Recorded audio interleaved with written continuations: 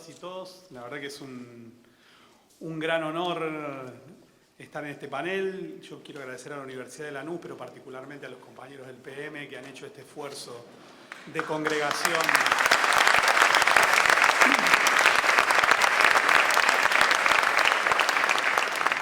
El otro día hablaba con el gallego y nos poníamos de acuerdo con que la cosa más dinámica, más fresca, más impresionante del pensamiento nacional es poder hacerse las preguntas necesarias en cada tiempo histórico, ¿no? Y bueno, organizar este encuentro para hacernos las preguntas pertinentes que como sociedad, como proyecto político amplio y diverso, como colectivo, para tratar de resolver esta encrucijada del neoliberalismo, la verdad que primero es una gran alegría poder participar y un gran honor poder estar con estos monstruos en el panel, digamos, ¿no?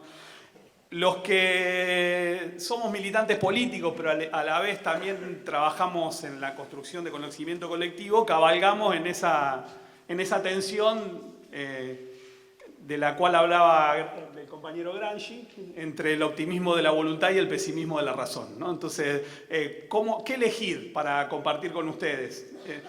Generalmente porque son dos registros muy distintos, ¿no? Cuando uno tiene que, en momentos sobre todo dramáticos como este, tristes, ¿no? Una de las funciones del militante político es generar condiciones de voluntad para poder seguir dando las peleas y las transformaciones necesarias, pero también necesitamos pararnos firmemente en el análisis de la sociedad en la cual vivimos para poder que esa voluntad sea direccionada efectivamente sobre los baluartes de nuestro adversario, nuestro enemigo histórico, para poder encontrar los caminos de resolver. Entonces, es complejo para los que cabalgamos en los dos espacios poder hacer un registro, pero bueno, está parada en esa tensión las palabras que voy a compartir y que tienen que ver también con el pensamiento de los colectivos en los cuales participo y de los cuales somos partes. Yo traje 6 puntos, espero ojalá que me alcance, si no reprimimos rápidamente, digamos, ¿no? 6 puntos que son sueltos, digamos, es como yo cuando hablaba con un compañero para prepararlo decía, son como los capítulos de Rayuela, ¿no? Pueden ir intercambiados, pero bueno, les voy a tratar de dar un orden. El primero es valerme de una polémica que pasó hace 10, 15, 20 días entre una querida periodista y un importante dirigente social, ¿no? Y sobre esa polémica quiero decir algo rápidamente que nos pone en tema, ¿no? Pensar que un proyecto popular, porque llegue temporalmente a la conducción del gobierno durante 4 años, puede implementar su voluntad política de transformación con cualquier equipo técnico político, más allá de la ideología de es tener una idea muy superficial de cómo funciona el Estado y de cuál es la relación social que garantiza, ¿no? Porque eso condensa, desde nuestra humilde perspectiva, 2 complejos errores políticos, ¿no? El primero es pensar que el Estado es una botonera neutral, ¿no? Que donde nosotros aplicando las teclas correctas podemos sacar políticas públicas en masa, en serie, en sentido popular. Los que alguna vez atravesamos el arduo trabajo de laburar en el Estado sabemos que esto no es así.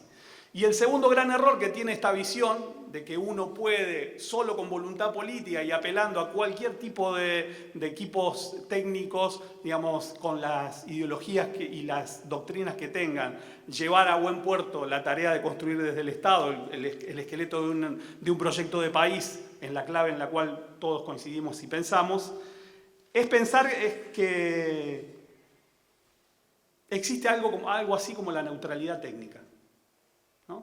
Bueno, no existe la neutralidad técnica. Entonces, si uno suma que el Estado, por un lado, no es una botonera, sino que es una relación social sujeta a, digamos, ¿no?, correlaciones de fuerza, y que además la neutralidad técnica no existe, estas visiones de que nosotros podemos sumar a determinados sectores o cuadros técnicos políticos, porque si la conducción está garantizada a todos nos da igual, entendemos que es un error político muy importante. Segundo elemento, si se acepta esta visión, de la cual es una de las que, sobre la teoría del Estado, de que el Estado-Nación como producto histórico, como decía la compañera, es la institucionalización de una determinada relación social y que entre sus competencias a veces contradictoria está ser el garante último de esa relación social, pero a la vez ser la arena donde se discute aquello que se va a llamar la cosa pública, que no es ni nada más ni nada menos aquello de lo que tiene que ocuparse el Estado en un determinado tiempo histórico, ¿no? Y que está sujeto a tensiones y contradicciones de todo tipo, al interior del aparato del Estado, pero también en una sociedad dividida en clases como la nuestra, entre los intereses de los distintos sectores sociales que tienen su propia visión de qué es la cosa pública. Entonces, la discusión de la cosa pública, que es de lo que se va a ocupar el Estado con sus políticas públicas, es una construcción política y es un combate político, ¿no? Eso es otra de las cosas que queríamos discutir. Y entonces, si es un debate político, está directamente, irrenunciablemente ligado a nuestra interpretación y a nuestra visión sobre el sentido común de la sociedad, porque el sentido común, algunos compañeros más técnicos dirán de la dimensión axiológica de la sociedad, ¿no? Que no es otra cosa que el cuerpo de elecciones ancladas en valores morales, éticos, estéticos y espirituales de un determinado tiempo. Ese sentido común va a ser determinante para definir el campo en el cual se va a definir la cosa pública, que es, como decíamos antes, de lo que se va a ocupar el Estado. Entonces, los que queremos discutir en la orientación del Estado y queremos discutir en clave política la orientación del Estado, tenemos la necesidad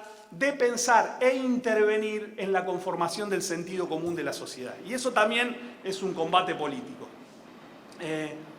Si como sujetos políticos abandonamos la idea peregrina, y si no lo hicimos, recomiendo, digamos, de este humilde mirador que así lo hagamos, de que nosotros podemos transformar la sociedad sin tomar el poder, o lo que es lo mismo y su contracara, de pensar que con solo acceder al gobierno estamos en condiciones de transformar la sociedad, digamos, ¿no? Si esas dos cosas las desechamos, vamos a entender que los combates políticos para poder llegar al gobierno del Estado es el primer paso de una serie de cambios en la correlación de fuerza que van a habilitar dos cosas: un universo de posibilidades, pero también un universo nuevo de tensiones políticas sobre las cuales vamos a tener que cabalgar.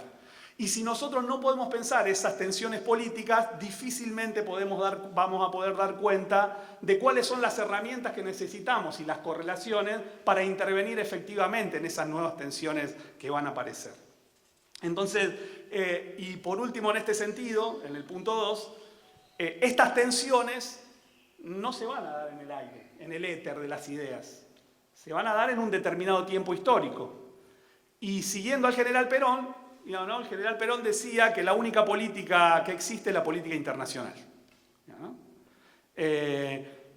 Cuando decía esto, quería decir que cuando nosotros construimos un proyecto de sociedad en nuestros propios países, estamos relacionados irremediablemente con las variables económicas, políticas, culturales que en ese momento atraviesan la sociedad mundial, ¿no? Entonces, el tercer punto es pensar el Estado en tiempos de cólera globalizadora, ¿no? Nosotros necesitamos repensar el Estado, repensarlo en términos políticos, en clave popular y en qué momento, ¿no? Entonces, el momento no es fácil, no es un momento complejo, porque lo que hay que decir es que en este capitalismo, en esta globalización neoliberal, la parte más violentamente voraz del capitalismo financiero está pensando el Estado como un estorbo, ¿no? Como una rémora de un capitalismo que tiene que ser desechado de la historia para poder alcanzar la total libertad de circulación de capitales, datos, bienes, servicios y energía humana. Hoy, para quien conduce y hegemoniza la dinámica del capital en términos económicos, el Estado es un problema. Sus capacidades de regulaciones son un problema que debe ser deconstruido para pasar a otra gobernanza de las relaciones internacionales con la máxima libertad posible, digamos, que ellos están anhelando. Y dicho esto, traje algunos números, ¿no? Nos toca pensar el Estado cuando 8 personas tienen la misma riqueza que la mitad de la población mundial. Cuando el 70% de la economía está en manos de 11.000 multinacionales y sus proveedores, que son las que forman las cadenas de valor mundial, y que estas cadenas de valor mundial están solidariamente atadas a los paraísos fiscales, donde va a parar el 40% de sus ganancias, con lo cual si decimos que van a parar a los paraísos fiscales, estamos diciendo que no van a parar a las arcas del Estado-Nación. Entonces, para mensurar las condiciones de pensar un Estado popular en este momento, es bueno recordar, digamos, ¿no? todos estos datos que nos permiten empezar a pensar las dificultades que vamos a tener para pararnos y construir ese Estado que queremos.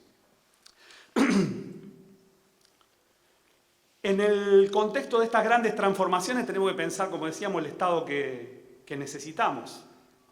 Y acá vamos a hacer una propia interpretación, siempre las interpretaciones son herejías, digamos, ¿no? De las palabras de Cristina. Para mí una de las frases, uno de los conceptos más potentes que tiró en Claxo, ¿no? Cuando dijo que se requieren nuevas arquitecturas institucionales para poder preservar la democracia. Una idea como muy potente, porque es una granada así chiquita que lanzada al espacio implica una cantidad de debates que son inabordables aún para este panel, ¿no? Pero nosotros no vamos a tomar, porque somos herejes, y así nos lo enseñó Néstor, digamos, ¿no? Que hay que ser irreverentes, nos vamos a tomar el trabajo de decodificar este convite en el cual nos lanza nuestra conductora y expresidenta, ¿no? Lo primero que vamos a pensar en ese sentido es que nuestras mayores categorías de inclusión en los 12 años que tuvimos de gobiernos nacionales populares y del mejor peronismo desde la vuelta de la democracia o desde la dictadura del 76, es que esos dos grandes integradores de la sociedad fueron el consumo y los derechos. Y sabemos que el consumo construye consumidores que quieren seguir consumiendo. Y por otro lado sabemos que una sociedad de derechos es una sociedad de ciudadanos, pero que no necesariamente se conforman en comunidad organizada. Una sociedad de ciudadanos no es exactamente lo mismo para los que venimos de la doctrina peronista, ¿no? Que implica una comunidad organizada. Y entonces desde aquí, para nosotros empiezan las dificultades. Porque si la capacidad de consumo y la efectivización de derechos son introyectados en el sentido común de la sociedad como garantías individuales que el Estado tiene la obligación de resolver per se, se pierde de vista el conflicto político que implica la distribución de la riqueza y se pierde de vista el conflicto que implica la definición de la cosa pública que tiene que atender el Estado, y si esto pasa, la decepción de cualquiera de las expectativas de una parte de la sociedad se decodifica no desde una mirada colectiva y pública, sino desde una queja individual que erosiona la legitimidad del gobierno y, por supuesto, después inmediatamente del Estado, fortaleciendo el darwinismo social y la antipolítica. Entonces, si esto es así, cosa que es completamente controvertible, y estamos en un marco de discusión de ideas, esa sociedad moldeada por el sentido común neoliberal es una forma de sociedad, y acá voy a hacer una cita de Pablo Upper, compuesta por público o gente, no de clases y pueblo, formada por consumidores, pendiente más del espectáculo que de su historia, más impulsiva sentimental que épica patriótica, más identificada con sus celebridades que con sus próceres. Esa es una definición maravillosa, digamos, ¿no? Y tal vez, compañeras y compañeros, no sea, si esto más o menos lógicamente es cierto, para nosotros no sea una opción añorar lo que ya no existe ni contentarnos con administrar lo existente. Entonces, como dijo alguien por ahí, tenemos que empezar todo de nuevo, tenemos que recrear todo de nuevo. Y de este lugar queremos hacer hincapié en una resignificación de un concepto clásico, que es la división de las sociedades entre lo privado, lo estatal y lo público, ¿ya, no? Entendiendo que lo privado como ciudadano consumidor, lo estatal como las políticas públicas que define el esqueleto de un proyecto de sociedad, y lo colectivo como, y lo público como lo colectivo no estatal. Y ahí entendemos que hay una clave poderosa de los tiempos que vienen. Porque lo colectivo entendido o lo público entendido como colectivo no estatal, desde nuestra mirada es el corazón de lo que llamamos la comunidad organizada. Entonces entendemos que si es necesario construir nuevas arquitecturas institucionales del Estado, estas tienen que estar diseñadas y puestas al servicio de la extensión, el fortalecimiento y la capacidad de intervención de esa comunidad organizada que hoy no se expresa con la fuerza suficiente para hacer realidad aquel apotegma peronista de que gobernar es hacer lo que el pueblo quiere. Hoy gobernar no es lo que el pueblo quiere porque la categoría de pueblo está en construcción. Hoy gobernar es lo que el ciudadano y el consumidor quieren. Y lo que el consumidor y el ciudadano quieren en un mundo neoliberal, globalizado como el que estamos, necesariamente no tiene que ser la sociedad que nosotros añoramos. Entonces, para nosotros la nueva institucionalidad del Estado tiene que estar puesta en construir herramientas de intervención que potencien lo público, no estatal, que no es otra cosa que darle valor a la comunidad organizada. Fortalecer lo público, lo colectivo, lo comunitario es crear pueblo y fortalecer la democracia. Y esto también, como rebote, es fortalecer las capacidades del Estado de intervenir en esta puja de la cual hablábamos, que son las dos grandes pujas centrales de este tiempo, la distribución de la riqueza y la definición de la cosa pública de la cual se va a ocupar el Estado. Entonces, si nosotros, y esto es el núcleo de la conformación de un sentido común distinto y opuesto al sentido común neoliberal. No es fácil hacerlo. Digamos, ¿no? En este panel no nos pidieron las soluciones, solo digamos, ¿no? Ver por dónde. Sexto punto y ya termino con esto. Estamos bien con el tiempo, ¿no? Maravilloso. Nosotros, sobre todo los que nos apasionamos con la política y hace mucho tiempo, digamos, no ponemos nuestra energía, como todas y todos ustedes, en la construcción de un mundo mejor, de un país mejor, de una sociedad distinta a esta, muchas veces nos encontramos apelando a épicas, a formas de construir sociedad, a imaginarios simbólicos y a sujetos que hoy aparecen severamente cuestionados en su capacidad de reunir y convocar, ¿no? Y hacer política es reunir y convocar. Hacer política es construir mayorías para desequilibrar un estado de cosas y poder intervenir efectivamente en correlaciones de fuerza para cambiar la realidad. Entonces, si nosotros tenemos anclados nuestros símbolos imaginarios, pensamos un sujeto que está severamente cuestionado a la hora de reunir y convocar, tenemos un problema que tenemos que corregir y reactualizar, ¿no? Nuestra intervención política no puede estar parada en la nostalgia de momentos políticos que no existen o de pensar estrategias para sujetos que están severamente cuestionados y no tienen la centralidad de antaño. Hacer esa mecánica traslación de identidades, de sujetos y de proyectos en sociedades que ya no están conformadas, como en aquel momento que sí fueron efectivos, digamos, ¿no? Para tener intervención concreta sobre la realidad, seguramente sea un camino, como dicen los marinos, ¿no? Es poner las velas cuando el viento cambió y vos querés llegar a un puerto al cual nunca vas a llegar. Digamos, ¿no? Entonces, para terminar esto, Cristina, un tiempito antes, ¿no? Anunció una cosa que para mí siempre me sonó y la pusimos como de frase de cabecera en nuestro colectivo, en esta idea cuando dijo una idea tan sencilla como definir, bueno, vinieron a desorganizarnos la vida, ¿se acuerdan de eso? Una cosa que es un hallazgo porque nos define el tiempo en el cual estamos viviendo, ¿no? Entonces, si vinieron a desorganizarnos la vida, nuestra tarea es volver a organizar la vida. Y organizar la vida está íntimamente relacionada con la noción de orden. ¿Y saben qué? Nosotros desde los sectores progresistas que quieren el cambio, de alguna parte inclusive del movimiento nacional, estamos medio peleados con la idea del orden, porque se la regalamos a la derecha política. Y la idea de orden es una idea muy poderosa para la concreción de los proyectos políticos, porque el problema es que como en la política no hay vacíos, si el orden no lo pones vos, lo ponen otros como en Brasil. Donde la idea de orden, Brasil hay 64.000 asesinatos por año, hay 11 millones de parados y una parte de los que fueron artífices de la resolución de esos problemas hoy son vistos como parte del problema. Entonces la sociedad que está en crisis, que está conflictuada, que está, digamos, ¿no? en un momento muy dramático, esa inseguridad, ese desorden necesita inmediatamente en un tiempo histórico la conclusión de un orden. Y en Brasil el orden la puso la derecha. Entonces, pero el orden no es necesariamente una noción reñida con nuestro imaginario político.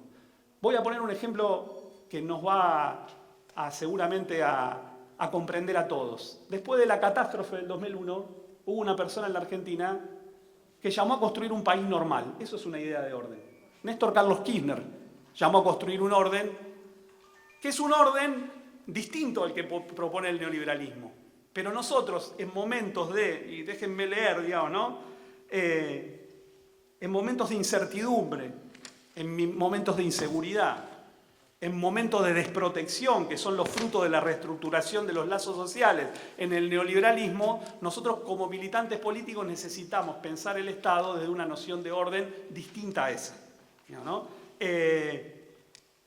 Y ese orden tiene que ser, sí, acá sale el historiador, un puente emocional y doctrinario con la memoria histórica de los años más felices de nuestro pueblo, porque la movilización de voluntades tiene que ver con el recuerdo efectivo, digamos, y tiene que ser ese puente entre los mejores momentos que tuvimos como pueblo, ¿no? Entonces el orden tiene que ser el orden del trabajo, tiene que ser el orden del pan en cada mesa, tiene que ser el orden de saber que nuestros pibes van a estar mejor que nosotros, tiene que ser el orden de un Estado fuerte para cuidar a los viejos, a los pibes y a la comunidad toda de quienes quieren lastimarla.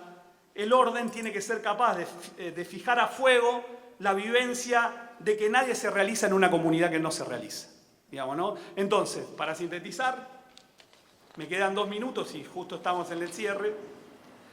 Nuestra tarea, además de blindar la conducción política, que es lo que permite que nosotros podamos congregar el haz de diversidad del movimiento nacional para convertirlo en potencia política y construir fuerza popular organizada en unidad para poder volver a gobernar, inmediatamente después de eso, nuestra tarea es ayudar a pensar y construir juntos esas estructuras institucionales del Estado desde nuestro mirador, puestos al servicio de la construcción de una comunidad organizada y de un orden nacional, popular, democrático e igualitario en todos los sentidos. Ese es el desafío que tenemos por delante y gracias por la atención.